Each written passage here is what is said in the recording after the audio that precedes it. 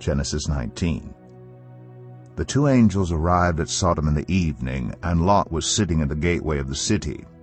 When he saw them, he got up to meet them and bowed down with his face to the ground. "My lords," he said, "please turn aside to your servant's house. You can wash your feet and spend the night and then go on your way early in the morning." "No," they answered, "we will spend the night in the square." But he insisted so strongly that they did go with him and entered his house. He prepared a meal for them, baking bread without yeast, and they ate. Before they had gone to bed, all the men from every part of the city of Sodom, both young and old, surrounded the house. They called to Lot, "Where are the men who came to you tonight? Bring them out to us, so that we can have sex with them."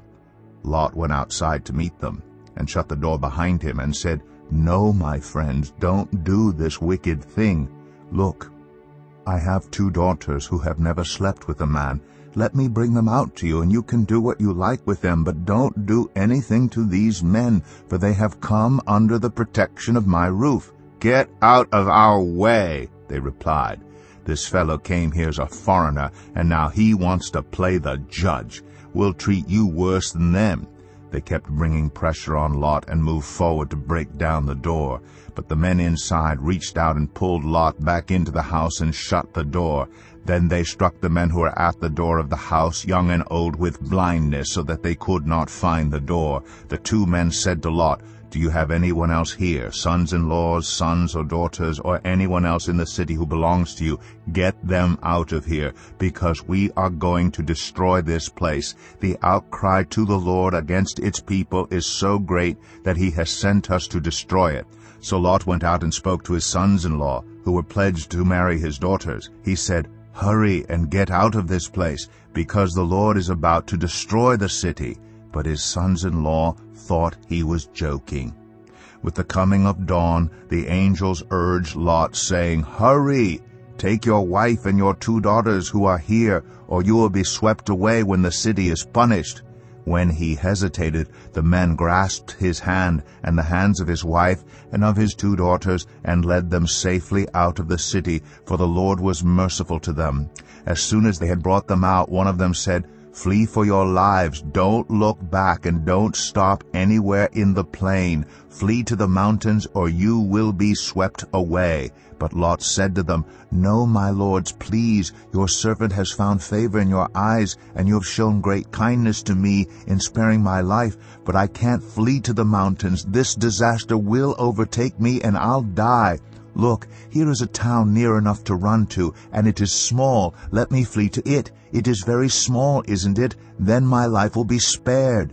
He said to him, "Very well, I will grant this request too. I will not overthrow the town you speak of, but flee there quickly, because I cannot do anything until you reach it."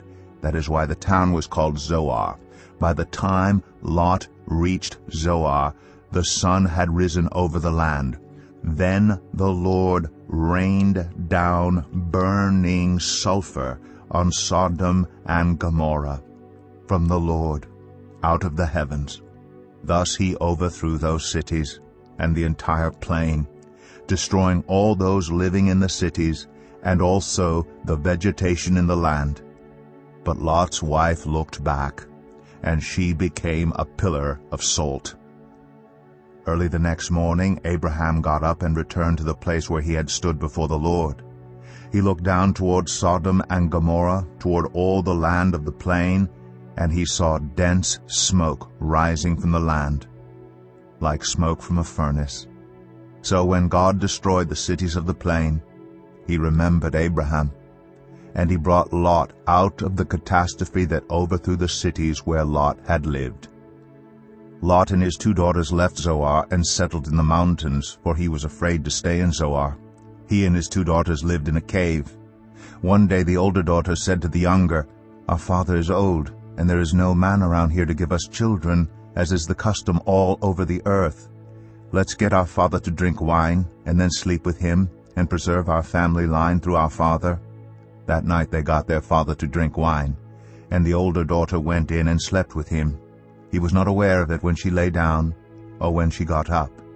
The next day the older daughter said to the younger, "Last night I slept with my father. Let's get him to drink wine again tonight, and you go in and sleep with him, so we can preserve our family line through our father." So they got their father to drink wine that night also. And the younger daughter went in and slept with him. Again he was not aware of it when she lay down, or when she got up. So both of Lot's daughters became pregnant by their father. The older daughter had a son, and she named him Moab. He is the father of the Moabites of today. The younger daughter also had a son, and she named him Ben-Ami. He is the father of the Ammonites of today.